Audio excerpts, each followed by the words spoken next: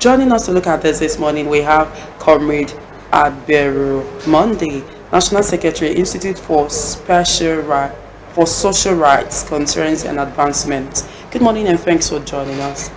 Good morning. Okay, we also have Comrade Derrick Agberen, National Coordinator, Institute for Social Rights, Concerns and Advancement. Good morning and thanks for joining us. Good morning. Good morning, viewers at home. Okay, let me start with Comrade Derrick. Now, what do you actually see as the primary, what do you actually see as what really leads to insecurity in Nigeria? Okay, thank you very much.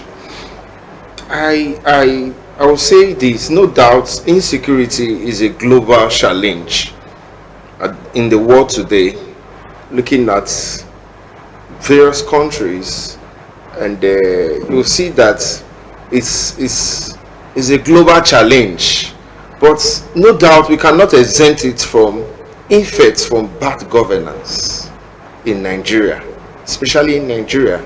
It's a creative effect of bad governance, and that is why most of the times the citizens, we often blame the government on issues of insecurity, and we want us to look at it this way. I think no doubt insecurity has been striving in Nigeria, I think, until President Bola Ahmed Tinubu took over power as the president of Nigeria. And all of this started from the singular speech he made on the removal of fuel subsidy, which worsened the situation from what it used to be during the previous administration. I think this brought about increases in prices of goods and commodity. And what do you expect when majority of the people are jobless? What do you expect when majority of the people do not have sources to acquire these things which they need for basic survival? I think all of these things bet insecurity.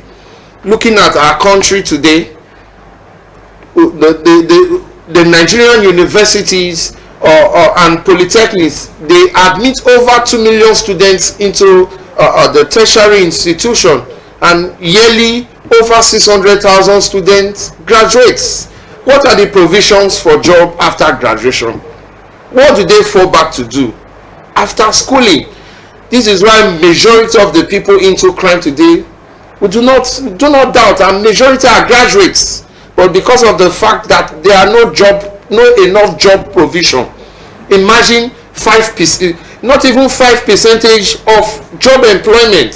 So what do you expect these youths to fall back to doing in the society? That is why we have majority of our youths as tricycle riders in the states, because they are not gainfully employed. So these are some of the issues why we keep blaming the government for being responsible for insecurity, because of the non-availability of job and poor empowerment schemes to those youths who are unable, who are unskilled youth, and even skilled youth. They don't get this empowerment. So the only way to survive, they venture into committing crimes of various kinds.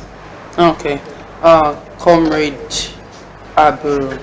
Now, what role do you think poverty, in as much Comrade Derrick has actually narrated a lot as regards the causes of insecurity in the country? Now, what role do you think poverty, unemployment, and the economic action actually plays in fueling insecurity? Like my comrade have just said, you can see that poverty and insecurity, there are two coins on two sides, I can say, but there is no way you can separate crime when there is poverty.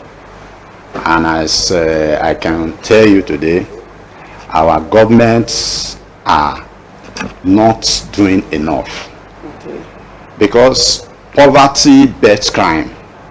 And when you talk about criminalities these days, you can see how prices have been skyrocketed in the market.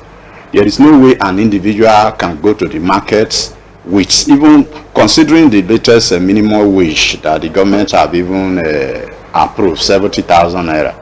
When you take 70,000 naira to the market today, hardly can you even use it to procure food that can survive a family for 2 weeks.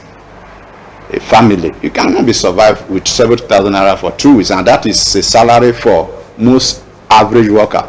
And considering the level of employment we have today in the country and unemployment, you consider the ratio we have today, you will understand that the unemployment ratio is higher than the employment ratio. And this is gradually taking the country